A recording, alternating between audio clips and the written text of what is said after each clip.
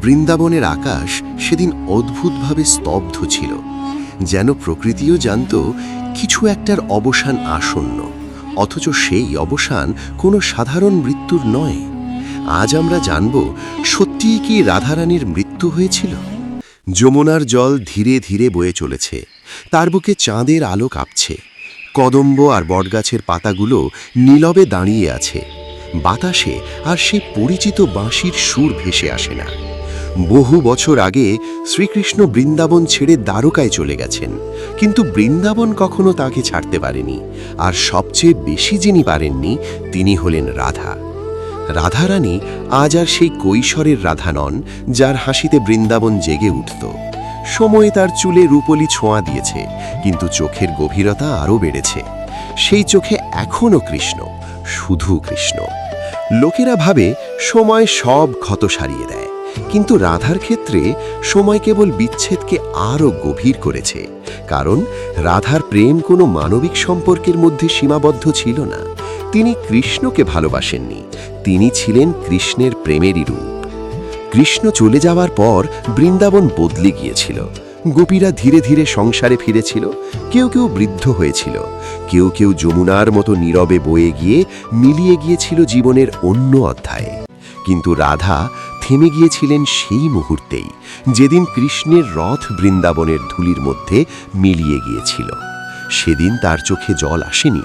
সবাই ভেবেছিল রাধা শক্ত, কিন্তু কেউ বুঝতে পারেনি সেদিন রাধার কান্না ভিতরে ভিতরে এমন গভীরে নেমে গিয়েছিল, যেখান থেকে শব্দ হয়ে আর বেরোয় না। দিনের পর দিন, মাসের পর মাস, বছরের পর বছর রাধা বৃন্দাবনেই ছিলেন। তিনি যমুনার ধারে বসতেন, কদম্বতলার ছায়ায় দাঁড়াতেন, যেখানে কোনো এক সময় কৃষ্ণ তার বাঁশির সুর তুলেছিলেন। চোখ বন্ধ করলেই তিনি কৃষ্ণকে দেখতেন। কখনো কৃষ্ণ হাসছেন, কখনো বাঁশি বাজাচ্ছেন, কখনো দুষ্টুমির ভঙ্গিতে তাকাচ্ছেন। এই দর্শন কোনো কল্পনা ছিল না, এটি ছিল ভক্তির সেই স্তর যেখানে দেখা আর না দেখার সীমা মুছে যায়। ধীরে ধীরে রাধা আহার কমিয়ে দিলেন। কেউ জিজ্ঞেস করলে বলতেন, আমার ক্ষুধা নেই। কিন্তু সত্যিটা ছিল অন্য। তার সমস্ত তৃষ্ণা, সমস্ত ক্ষুধা কৃষ্ণেই মিটে যেত। বৈষ্ণব দর্শনে বলা হয়, যখন ভক্তির আগুন সর্বগ্রাসী হয়, তখন দেহ আপনিই ক্ষীণ হয়ে আসে। রাধার ক্ষেত্রেও তাই হলো। তার শরীর ক্রমশ দুর্বল হয়ে পড়ল, কিন্তু তার চেতনা আরও উজ্জ্বল হয়ে উঠল। শাস্ত্রে কোথাও রাধারানীর মৃত্যুর স্পষ্ট বর্ণনা নেই, কারণ শাস্ত্র জানে রাধা কোনো সাধারণ নশ্বর নারী নন। তিনি কৃষ্ণের হালাদিনী শক্তি, প্রেমের চরম প্রকাশ। কৃষ্ণ যদি পুরুষোত্তম হন, তবে রাধা সেই প্রেম যা তাকে পূর্ণ করে। তাই শাস্ত্র রাধার মৃত্যুর কথা বলে না, বলে রাধার লীনের কথা। তবুও বৃন্দাবনের লোককথায় একটি কাহিনী ভেসে আসে, শেষ দিনগুলোর কাহিনী। বলা হয়, এক সন্ধ্যায় রাধা যমুনার ধারে বসেছিলেন।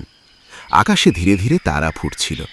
তিনি চোখ বন্ধ করলেন, আর সেই মুহূর্তে তার মুখে এমন এক শান্তি নেমে এলো, যা আগে কেউ দেখেনি। গোপীরা বুঝতে পারছিল কিছু একটা ঘটতে চলেছে। তারা কাছে এসে দাঁড়ালো, কেউ কেউ কাঁদতে লাগলো। কিন্তু রাধা চোখ খুললেন না, যেন তিনি এই পৃথিবী ছেড়ে অন্য কোনো আলয়ে প্রবেশ করছেন। রাধার শ্বাস তখন ধীরে, খুব ধীরে। প্রতিটি শ্বাস যেন কৃষ্ণের নামে গাঁথা। বাতাসে হঠাৎ এক অদ্ভুত কম্পন ছড়িয়ে পড়ল। যমুনার জল কাঁপল, গাছের পাতা মৃদু শব্দ করল। আর ঠিক তখনই বহু বছর পরে বাঁশির সুর ভেসে এলো। কেউ জানে না সেই বাঁশি কোথা থেকে এলো, কেউ দেখেনি কৃষ্ণকে, কিন্তু সবাই অনুভব করেছিল তিনি এসেছেন। নীল আর সোনালি আলো চারদিকে ছড়িয়ে পড়ল। সেই আলো সূর্যের মতো তীব্র নয়, আবার চাঁদের মতো শীতলও নয়। সে আলো এমন যা কেবল হৃদয়ে দেখা যায়। সেই আলোর মধ্যে রাধার দেহ ধীরে ধীরে হালকা হয়ে উঠল। কোনো যন্ত্রণা ছিল না, কোনো ছটফটানি ছিল না, ছিল শুধু এক গভীর প্রশান্তি, যেন বহুদিনের অপেক্ষার অবসান।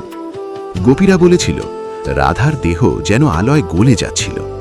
কেউ কেউ বলেছিল রাধা হেসেছিলেন, কেউ বলেছিল তার ঠোঁটে কৃষ্ণের নাম ছিল। আর তারপর তিনি আর দেহে রইলেন না। কোনো শব, কোনো চিতা, কোনো শোকানুষ্ঠান কিছুই হলো না, কারণ এটি মৃত্যু ছিল না, এটি ছিল লীন। একই সময় বহুদূরে দ্বারকায় শ্রীকৃষ্ণ হঠাৎ থমকে গিয়েছিলেন। রাজসভায় কথা বলতে বলতে তার কণ্ঠ রুদ্ধ হয়ে আসে। হৃদয়ে এমন এক ব্যথা, এমন এক শূন্যতা যা ভাষায় প্রকাশ করা যায় না। তার চোখ ভিজে ওঠে। তিনি কিছু না বলে উঠে যান। বাঁশিটি তার হাত থেকে পড়ে যায়। দ্বারকার লোকেরা বিস্ময়ে তাকিয়ে থাকে, কারণ তারা কখনো কৃষ্ণকে এমন দেখেনি। কৃষ্ণ জানতেন, তিনি জানতেন রাধা আর আলাদা নেই। যে প্রেম তাকে আজীবন পূর্ণ করেছে, সে প্রেম আজ চিরতরে তার মধ্যেই ফিরে এসেছে। বৈষ্ণব কবিরা তাই বলেন, রাধার তথাকথিত মৃত্যু মানে কৃষ্ণের সঙ্গে একাত্মতা। যেখানে দ্বৈত নেই, সেখানে বিচ্ছেদও নেই, মৃত্যুও নেই।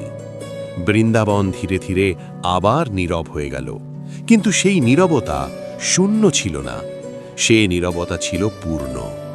আজও বলা হয়, রাতে যমুনার ধারে দাঁড়ালে, কদম্বতলার ছায়ায় কান পাতলে মৃদু বাঁশির সুর শোনা যায়। কেউ কেউ বলেন দুই ছালা একসঙ্গে হেঁটে যায়, কেউ বলেন সেটি শুধু বিশ্বাস। কিন্তু বৃন্দাবন জানে, যেখানে প্রেম চরমে পৌঁছায় সেখানে মৃত্যু আসে না। রাধা রানীর কাহিনী তাই শোকের নয়, এটি সেই প্রেমের কাহিনী যা দেহ ছাড়িয়ে যায়, সময় ছাড়িয়ে যায়, মৃত্যু ছাড়িয়ে যায়। তিনি মারা যাননি, তিনি পূর্ণ হয়েছেন, কৃষ্ণের মধ্যেই কৃষ্ণ হয়ে। তো বন্ধুরা, ভিডিওটি ভালো লাগলে চ্যানেলটি সাবস্ক্রাইব করবেন ও কমেন্টে রাধে রাধে লিখে যাবেন।